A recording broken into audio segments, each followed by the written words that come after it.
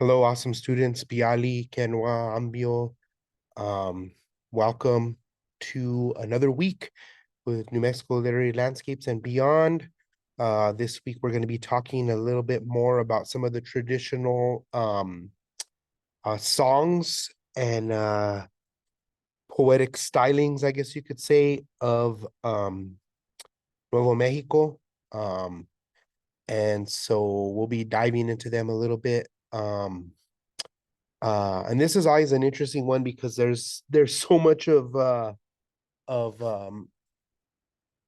various elements that are connected to even the songwriting of New Mexico early on, right? And so like we get to understand that like in many other traditions, songs are a big part of it. We get to see how different influences um, help to establish what we end up knowing as some of these traditional tunes um, and songs that end up being held sacred here in New Mexico um, because of those influences too. And it's from both sides too, which is kind of amazing and beautiful. Um, but really, really cool stuff that tends to be overlooked and not discussed as much as I believe it should be. And so what I plan to do is kind of share some of that stuff, share the historical context as well. And then also take a moment to um share some of the resources too um that we can utilize to kind of get a better understanding of what these are, right?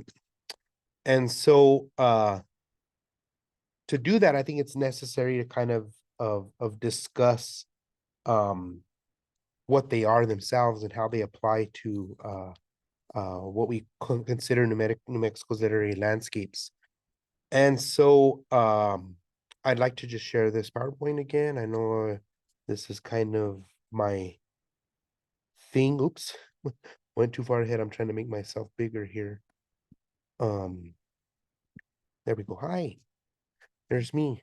Um, so we are going to be discussing Alabados and Inditas today, or this week. And one thing that's really interesting about them, like I said, is they're that another good example of mestizaje or that clashing of culture that happens in New Mexico that we don't see in some other places. Um, to the extent that they're expressed in song form, right? And so one thing I love about the literary landscapes, if you will, of New Mexico is that they're vast. It's not just poetry, like we tend to think of these things, or even like novels and stuff like that. It's also about music, and being that I'm a musician too, um, helps me to understand this, right? And to me, for me to appreciate these things more. And although I may like uh I've done music that's way different. It's like I was like heavy metal and stuff like that, right? And Inditas and Alabados are not that. Okay, so like for me, this is always an interesting thing too because um it makes me kind of understand the musical cultures that are part of New Mexico and part of those literary landscapes that are so important and necessary to understand the cultural heritage of New Mexico. But at the same time, as a musician and as a Nuevo Mexicano, and as someone who is embedded in the culture of New Mexico, I think it's important that I serve as an arbiter of these things too. And familial connection also helps with that as well. And so it's necessary to kind of go there for me as a person who's part of this, right? Um, and so one thing I want to share too is that there is some pretty interesting backstory and historical context and or histories about this stuff. And so I think it's necessary to kind of break them both down so we kind of understand what each of them are, and then kind of look at what some of the resources that we have available to us um say about it too, because there are some things that we can't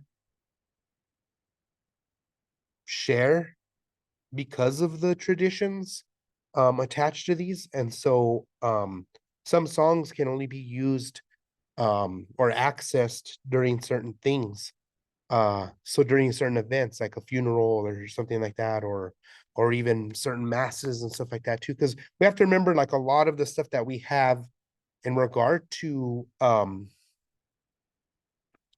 literary landscapes here, literary pieces here, are connected to spirituality, are connected to rich religion and ritual and ceremony, right? And so some of them are so sacred that we can't even really discuss them because they're very secretive too about some things, which I'll describe in a few minutes too. But basically what ends up happening is we see those traditions um come to light and are spread or out um throughout these areas, um but through uh participation in the church or participation in certain groups attached to the church, right? And so it's kind of cool to understand that part of it too, because I think that's another example of that mestiza that we kind of talked about um in previous weeks in regard to like even like feast days on the pueblos and stuff like that too, where we see these examples occur, like those treasures, right? Like we talked about, like the matachines dance and things like that, uh where we see how that mestizaje plays out within our communities, right? um and even like in a larger scale, whenever we see some of these embedded within even like big events like the like even like the powwow here, where we see some of that stuff even there, right? And so with that said, it's important to kind of understand like what the historical context of these things are and like where they came from, and like how do they still apply today too, is another thing. And so I'm going to kind of break them down both individually.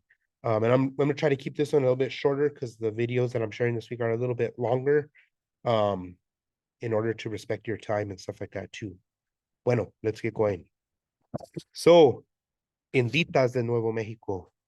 So, inditas are basically kind of a style of music or song, which basically translates into like little Indian songs, or like even like Indian girls, right? Like I don't know, it's where that is how it plays in there, but to me, it's always like little Indian songs, right? Um, and so one thing about it has these influences that are both Hispanic or Hispano or European based and indigenous based, right? And so this comes also in like the music patterns too. Uh, and that's something that's kind of interesting too, because then you get this mixing of different musical cultures that come together to create something like this. And it's kind of funny because like it's even in the name, like Inditas, right? So it's like Spanish, but it's also talking about indigenous aspects, right? Um, So there's been several different studies that have focused on inditas and other genres too, like we'll talk about too with Alabados, um, and even things like corridos, which we'll talk about next time, um, which are like these canciones, right, or these songs uh, that are traditional. And even like I like bringing this into the mix too, is like a lot of these are considered like folk songs too, and not folk songs like Simon and Garfunkel, but like folk music is different than we think of like folk music like in a pop sense, right? Folk music is these musical traditions and cultures that are attached to peoples, right? And so corridos are traditional songs that are written by the people, typically about the people, and pertain to the cultural aspects of daily life, and even the traditions that are practiced within that culture. But they're played by the people, right? And so, and not to say that like Simon and Garfunkel or them aren't people, they are, but it's just different because that's in a pop sense, right? So even like people like Joni Mitchell and all those folks, like they have that thing, but corridos and folk music that are attached to like cultural folk music, it's different. It's a glimpse, if you will, into the lives of that of people from that culture, right? And so what ends up happening with it is things like that, or like in this case, like Inditas end up being a glimpse into that time period even. And so just like we see with the other songs where we see like corridos talking about like um specific people or events, the same thing happens with Inditas. But it's more about sharing of tradition too. Just like we saw with La Entrega before, where we see these stories being told, right? And a lot of times we have that attachment to the um the community and to uh the religion that's practiced there too, right? That's a big part of it. And so of course we see those intermixing of culture, but we also see that use of sacredness and spirituality attached to it too. So as far as the structure is concerned of those um two unique parts, right? Of the Spanish or Hispano, Hispanic, and indigenous. One part is that Spanish style melody. And so when you start listening to them, you're gonna hear a couple of them, and I'll play one too here so you guys can hear it and see the combination of where we see those two coming together. Is that use of like that Spanish style melody, like I said. Um, and so that's the vocalization of it, right? The singing. And so when we hear it, it's very similar to what we hear in like in church or in mass, right? And so those of us who were raised Catholic, those of us who weren't, um, it's what we think of like hymns and things like that, or chanting, right? Like I always think that's like a good example of like what that style is. And so that idea of like the chanting, right? And so the chanting ends up being sung in a way uh that is very connected to the Spanish style of melodies. So they are to a tune, they are to a certain format attached to words, right? And so where we hear some indigenous singing that's similar, and we think about chanting around the world too, it's like not always with lyrics, right? It's sometimes it's just vocalizations. Um, and so in this case with Inditas, they took those vocalizations and implemented lyrics to it and then added different melody to it as well.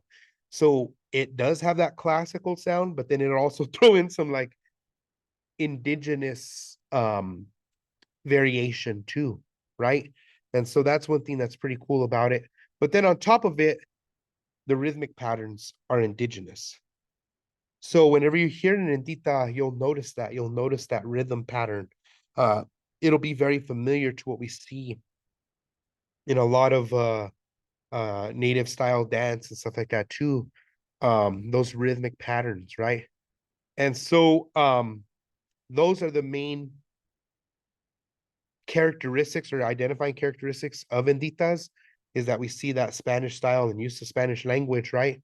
Um, but we see it with indigenous rhythmic arrangements, right? And even sometimes there's some Inditas where they incorporate Spanish and indigenous languages too. So you might hear Tewa or Tiwa in some of the Inditas too. Um, and basically there's also some that are like sung narratives or ballads telling a story too. And a lot of times they're attached to like a person, and usually it's someone that was doing something uh that was or even a moment where there was this connection they needed to have with the sacred and the spiritual, right? And so there's a lot of stuff like that too. um but the other thing too in regard to the rhythmic patterns are the use of words made without with syllables without regarding of the meaning. And so in certain melodies, this characterize them as like this is what characterizes them in ditas, right? So there's no the rhythmic patterns are broken. They're not the same as like we would think of like when we sing like history. Like it's not, it's like historia, you know, like they'll throw stuff like that in there, which makes it a little different. It almost sounds like we said like with the priest singing at church or whatever, right? Or chanting of the monks and things like that. I remember like watching those videos when I was a kid, like that buy this 12 disc set of the monks chanting, right? And like so we see those things too kind of embedded within this. Um so that's something that's kind of interesting too. A lot of times they were attached to uh um different ceremony and stuff like that too. Sometimes they were just songs people sang too. So when we talk about corridos, a lot of times we see that too. And a lot of times they were done alongside of instruments like traditional instruments like frame drums, and even like these Pueblo style drums too, right? To where we hear those same kind of things.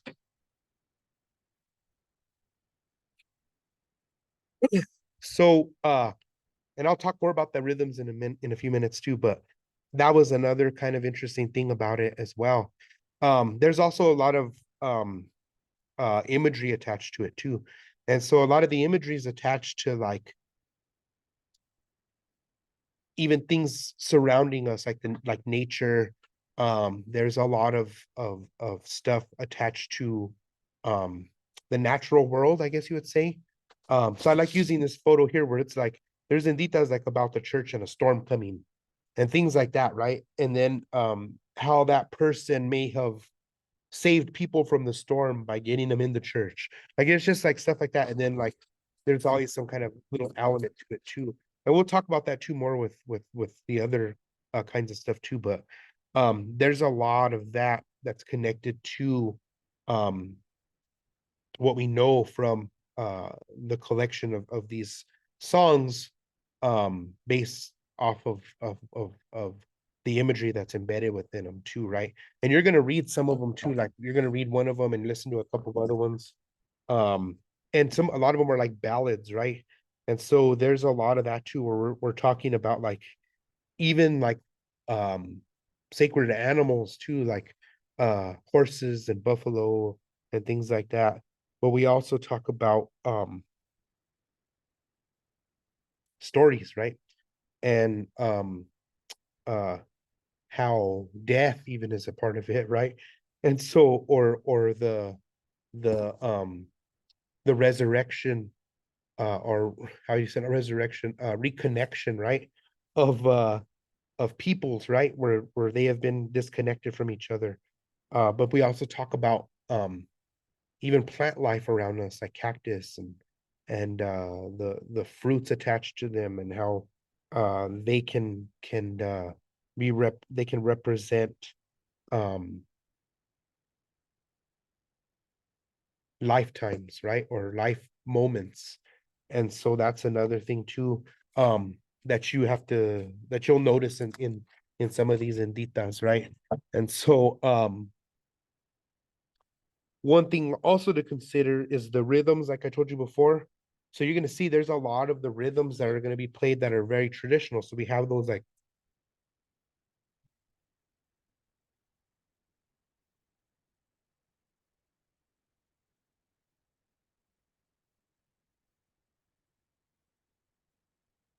and then they'll sing over it, right?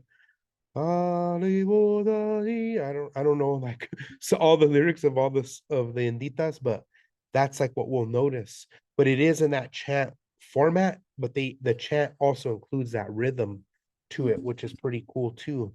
And so another example of like how even like with the instrumentation, how it is that idea of mestizaje in intermixing of culture too, through a song form, right?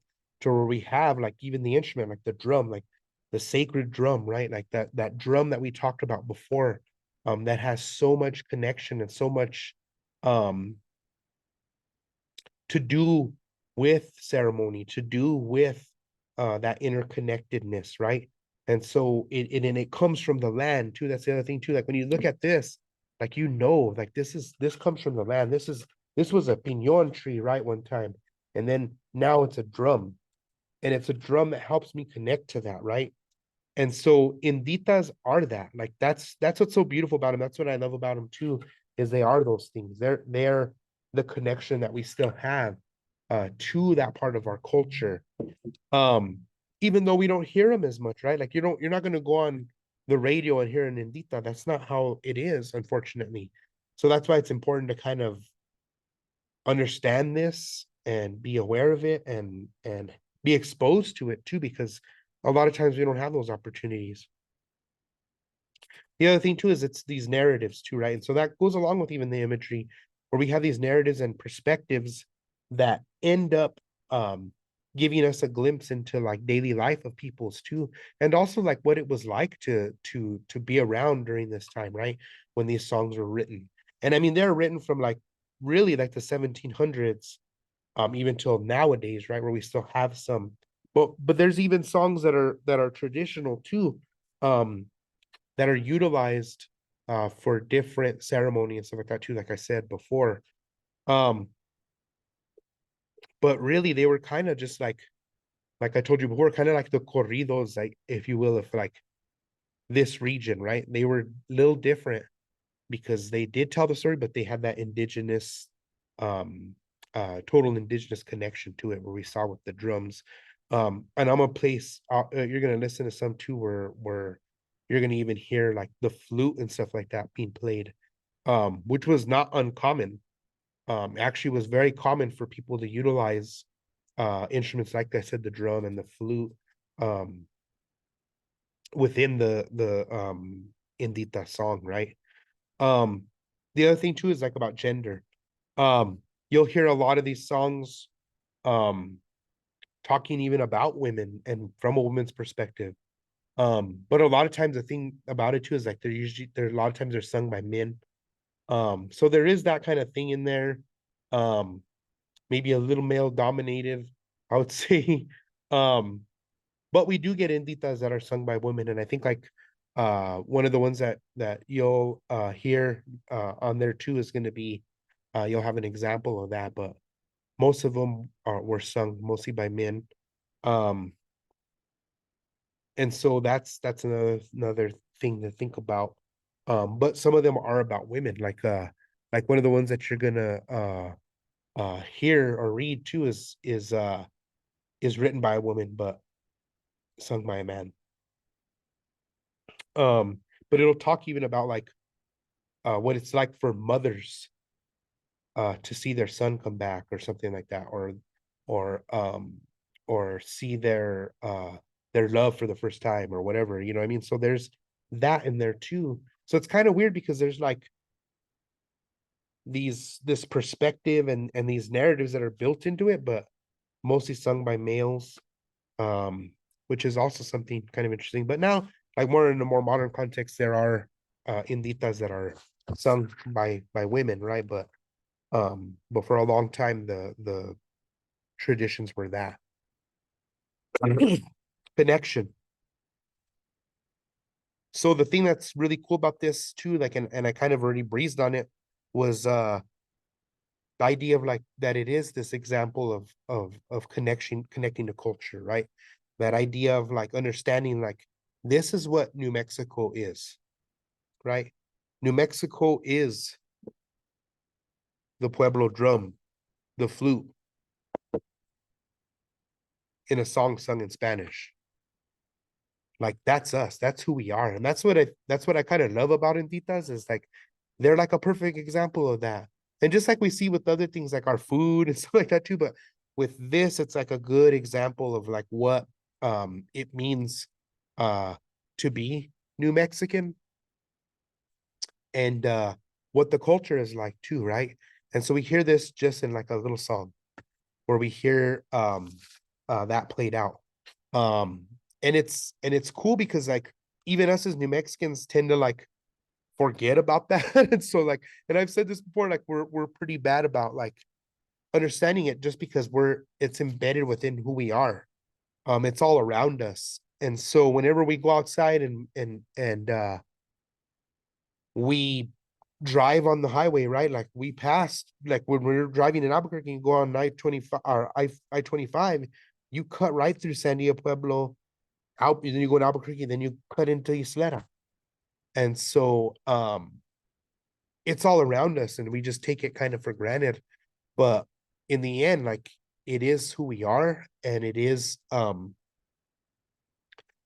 of portrayed really well with examples like this, like an Indita, like they're just that's us, that's New Mexico, that's our cultural connection, even to that element of like um uh connectedness to the spiritual too, right? And so that's another thing. But then it's also like that guilt too that's embedded in it. And I think everybody who's like kind of raised Catholic or raised in Latino culture understands that guilt, right? And maybe not everyone does, but I think a lot of us do. Um, to where we even embed that, even add that to our music too, right? So I'm going to show you an example of this real quick, um, so you all can kind of hear it too, right? And so this is the Indita de 1884. Um, and so this one is about 1884 and some events that happened. Spring flood that occurred over by Santo Domingo Pueblo. And so it's like I said, they're like corridos, but they're about something specific. So I'm just gonna play the Indita real quick, so you can hear it. I won't play the whole thing, just a little bit of it. Well, let's hear it. The corrido, the Indita of 1884. La Indita del 84. Año de 1884 ha llegado, año de 1884 ha llegado. Una creciente voraz que no la hemos soportado, una creciente voraz que no la hemos soportado. Ay, Indita y del Río Grande, ay, qué ingrata te estás mostrando. Y ay, mire esas pobres mujeres, ay, con sus colchones rodando. El río se nos rompió viniendo la... All right, I'm gonna stop there. So you get to hear that, where you hear the drum too, and even the way his vocalization is, where you hear that element of indigenous singing, right, with it, which is also a kind of a cool thing too, because a lot of times we don't get to see that too much in like Hispano music and stuff like that too. Um, which is also pretty interesting too. Um, one thing that I also wanted to kind of share as well uh with you is that this ends up being kind of an interesting thing too, because we get to see how this uh uh portrays even like I said, like the daily life and stuff like that too. Um one thing that I wanted to clarify too was that like they are sung a lot of times by males, but they are written in a way that focuses on providing um us with the historical context through different perspectives, like I said. But it also is kind of uh totally connected to um uh women in a way, right? And so one thing that's pretty cool about it is it does do that. Even though like I hear a lot of them sung by males, like I said before, it is like supposed to be more of a woman's song, I guess you would say. And I wanted to make sure I got that cleared out because I kind of wasn't too clear about that before when I was talking. I kind of just talked about how it was male dominated, where we saw like with corridos where it's male dominated.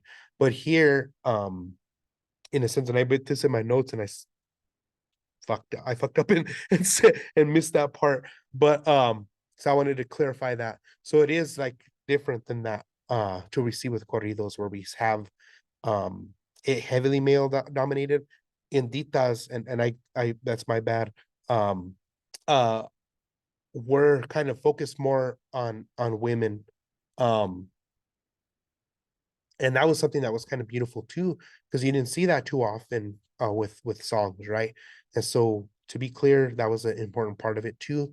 And I wanted to like make sure that I uh put that out there too, because it's interesting to hear it that way. But most of the time when we did hear them, it was sung by males, unfortunately, but they were supposed to be for everybody. Um, and so let's get to the other part too. So not only do we have that connection too, but we also have the connection to like other song forms too, like like the next one we're talking about, which is alabados, right? And alabados are interesting as well because when you talk about something being directly connected to those examples of um, the church and Catholicism or Christianity being embedded within the culture of New Mexico, um, that was a big part of it too. So alabados end up being examples of that too.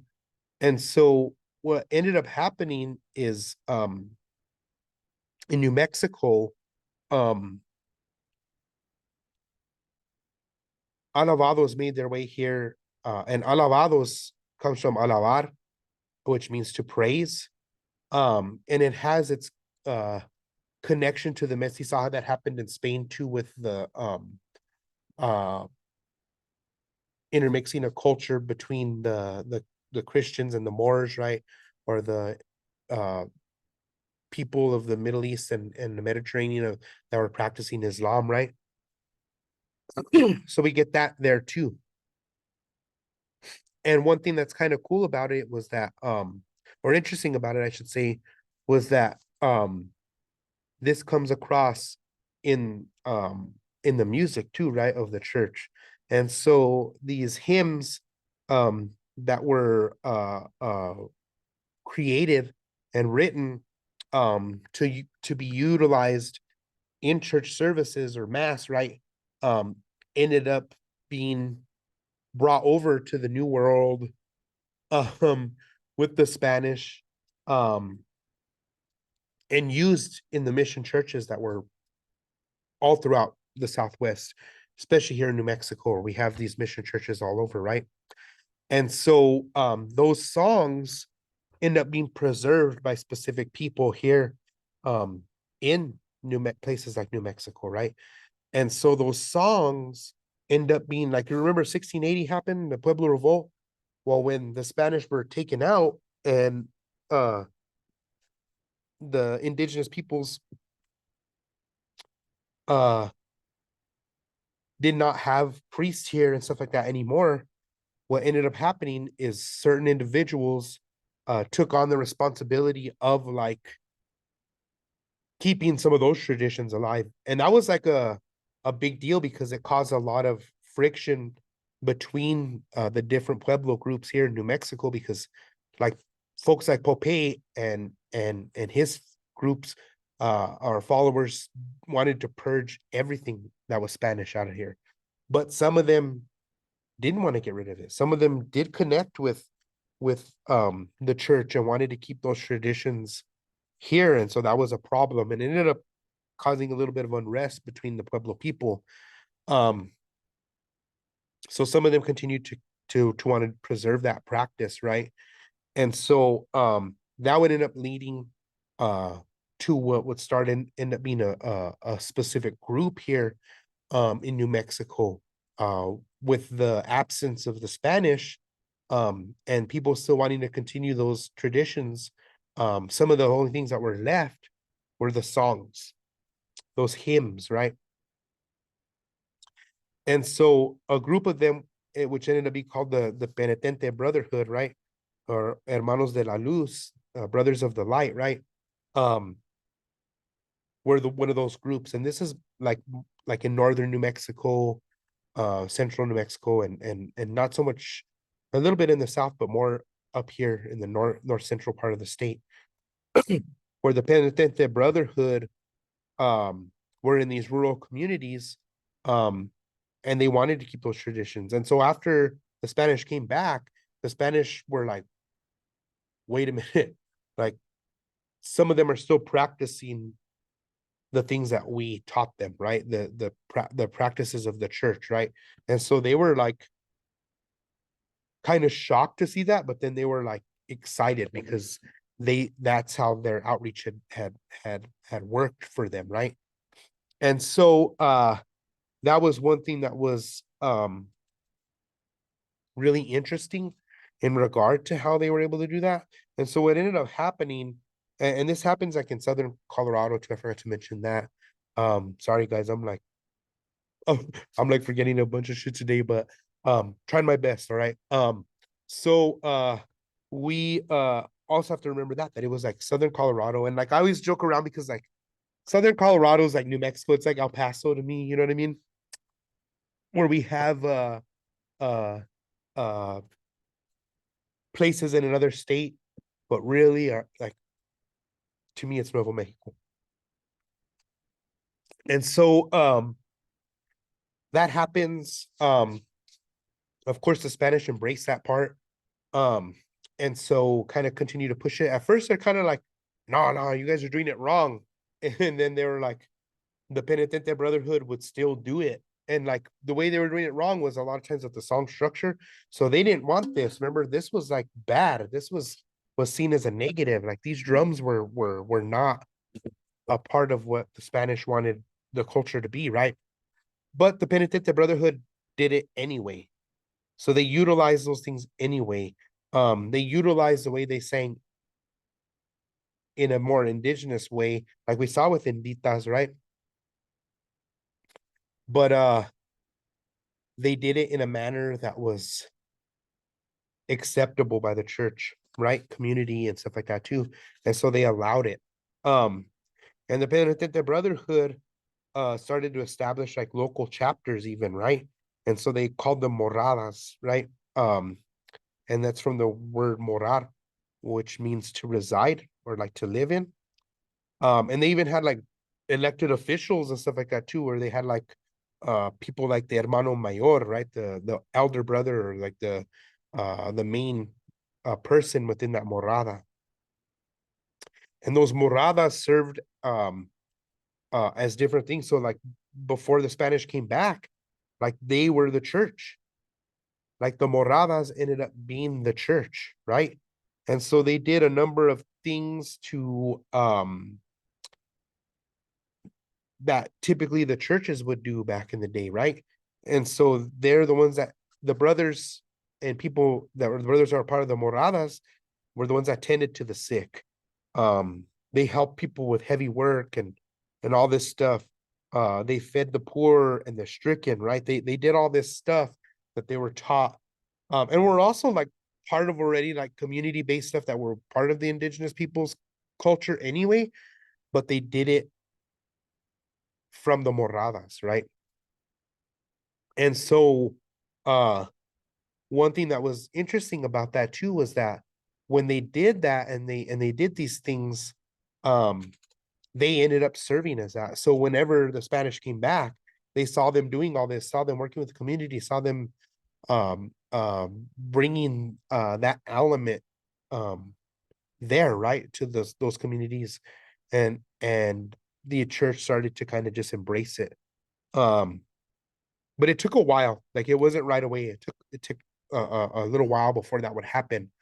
Um, and so they would be sometimes be chastised and stuff like that too, because of it. One of the things also that was kind of interesting with the penitentes was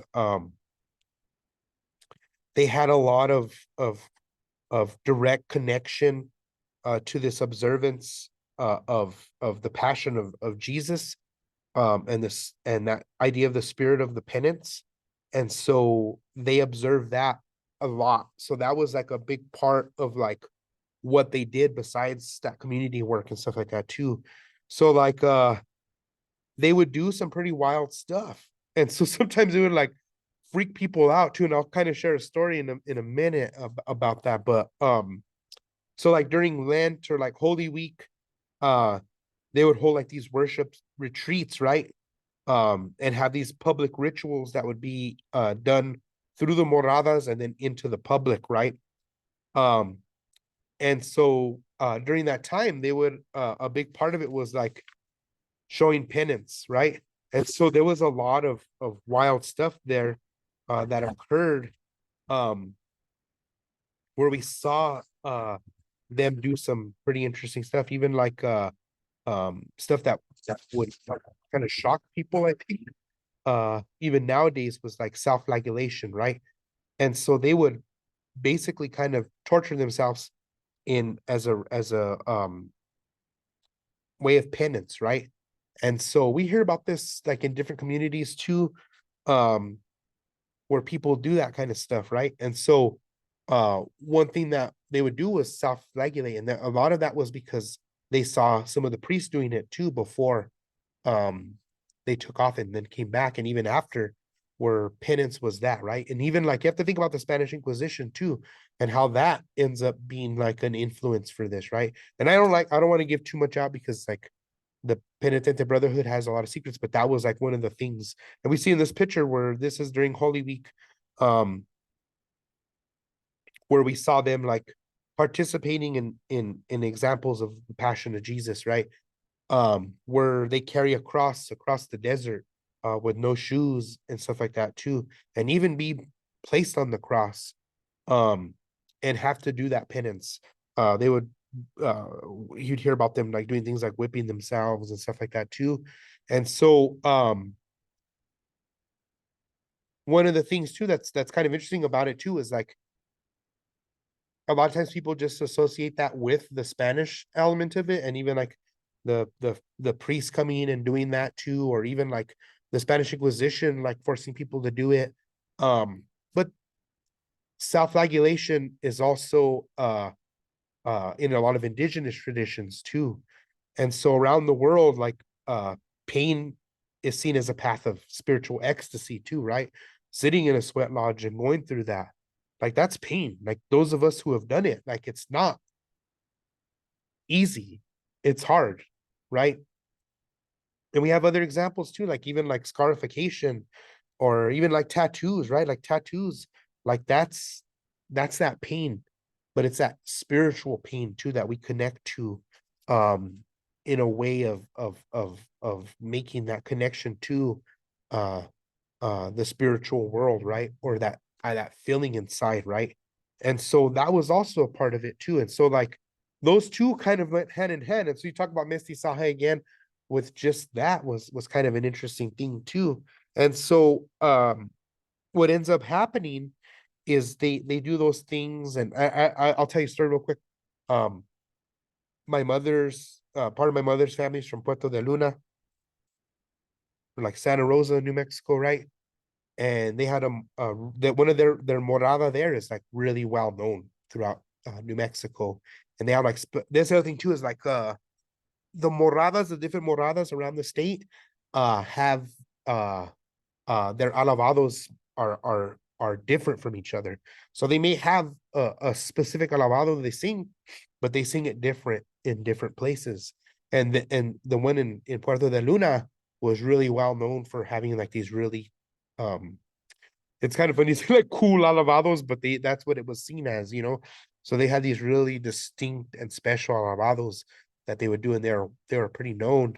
Well, when my mother was a child, she said that she remembers like going over there for Holy Week, and it was a big ordeal, right? Like that was like an important time, obviously.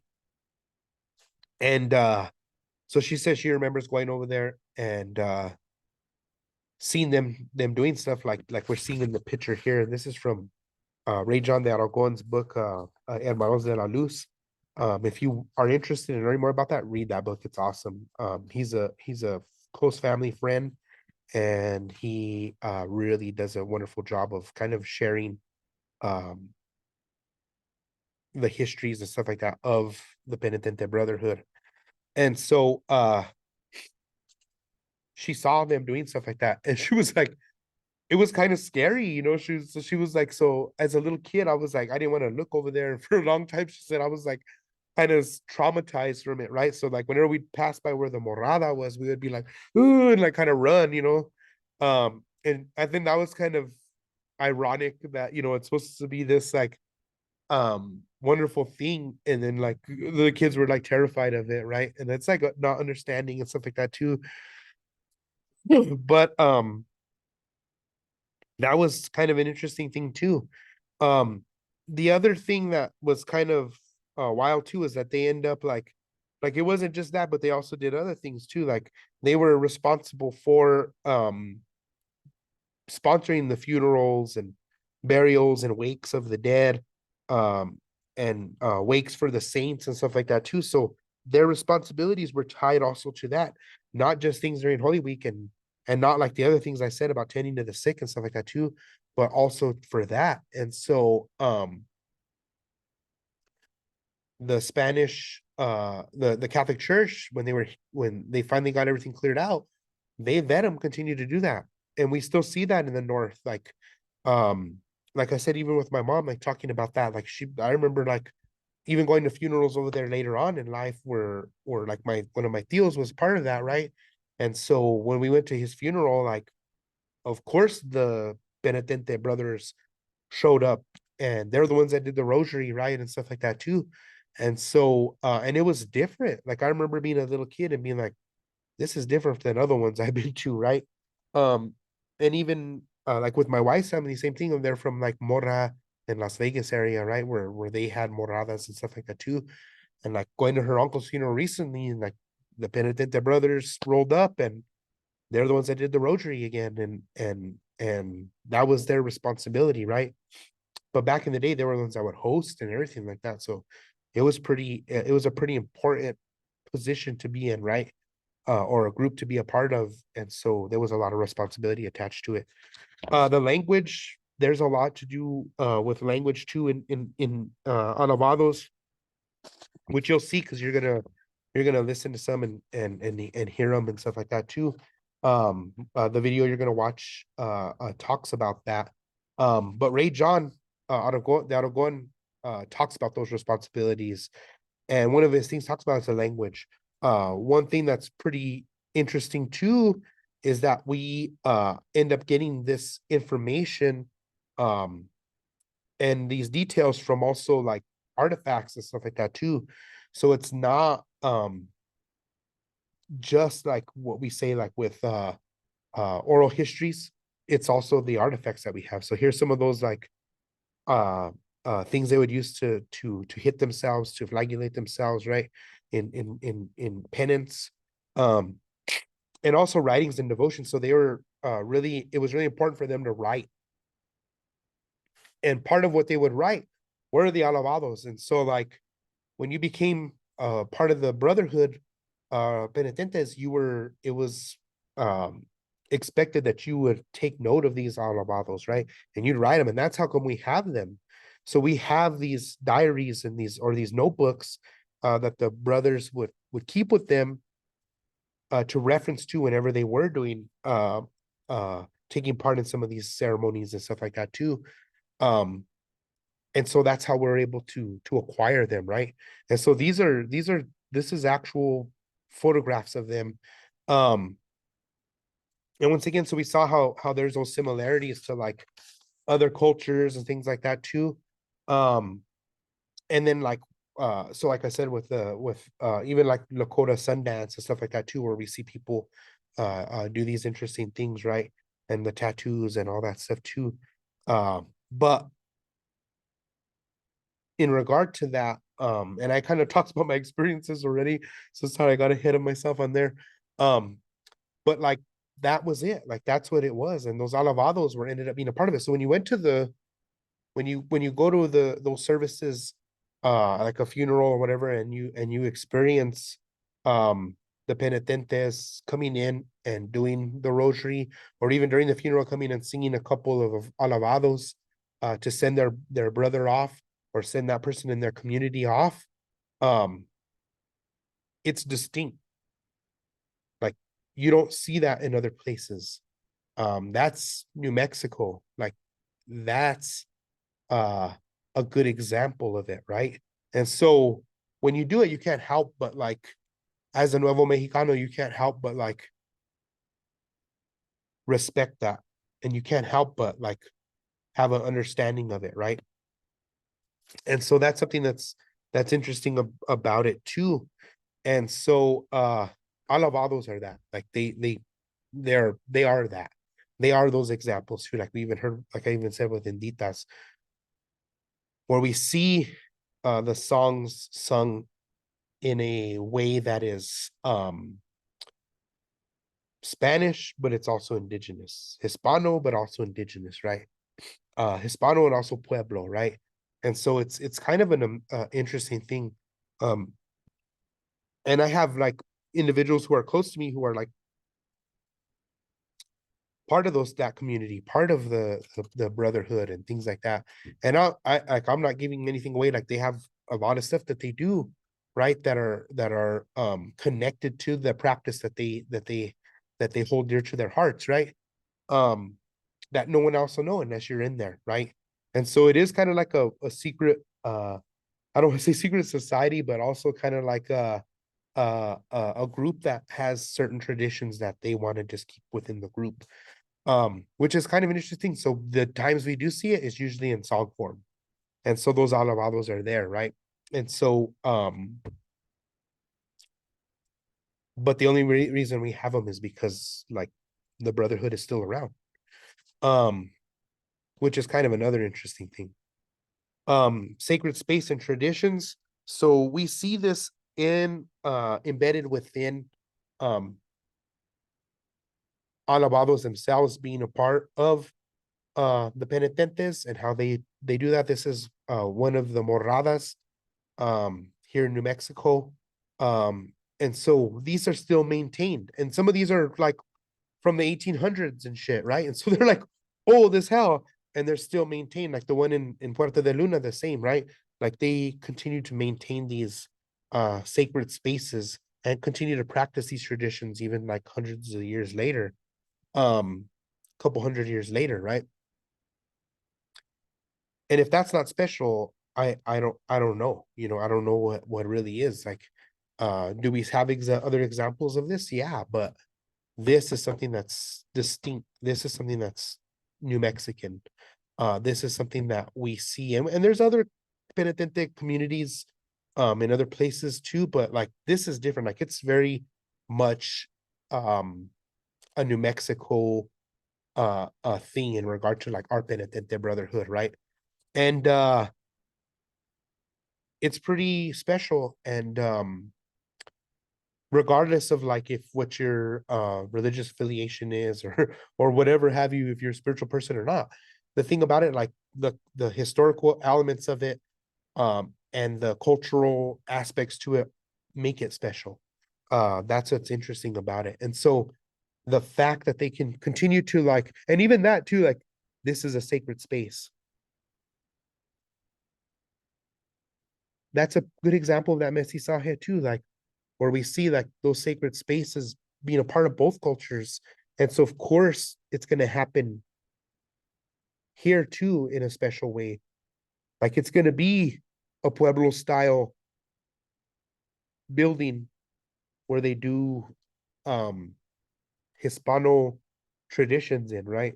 Indigenous traditions in.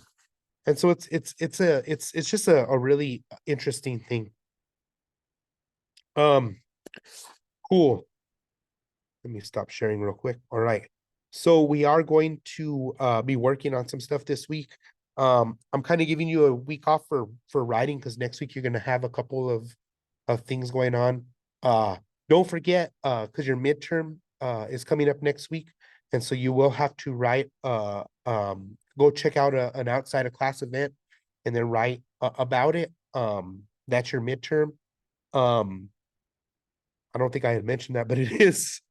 And so you'll need to figure that out. Those of you all that aren't from New Mexico or not or out of state, you guys can go to an event over there that you're interested in, something that connects to the traditions and cultures of your area, right? Your querencia from there, right? That's the other thing too, is like recognize that too in this that we're talking about today, that we discussed today, is that idea of querencia, and how for us that's sometimes part of like our querencia, right? Like um sometimes it's those songs, those inditas, sometimes it's alabado, sometimes it's like seeing the penitente folks doing their thing, right? That's part of some people's querencia here, right? But querencia could also be attached to those other things that we connect to, that this like makes us think about, right? Like whenever I talk about the penitente brotherhood or inditas and alabados, like those songs, right? Those traditional songs too, right? That we find connect that we connect in our hearts with, right?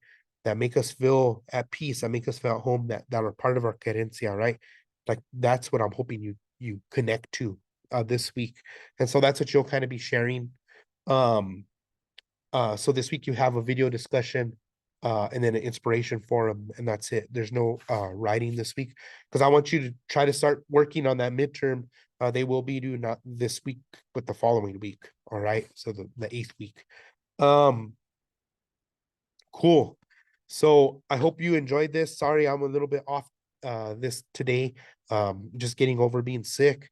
Um, but hopefully this worked out, and I hope you enjoyed this lesson. I hope you're enjoying the class. Keep up the wonderful work too. Like there's several people that are just, oh my gosh, like the I'm from poems, you guys rocked it on. I'm so proud. Um, we need to look at like doing something with some of those poems, people. So keep up the great work.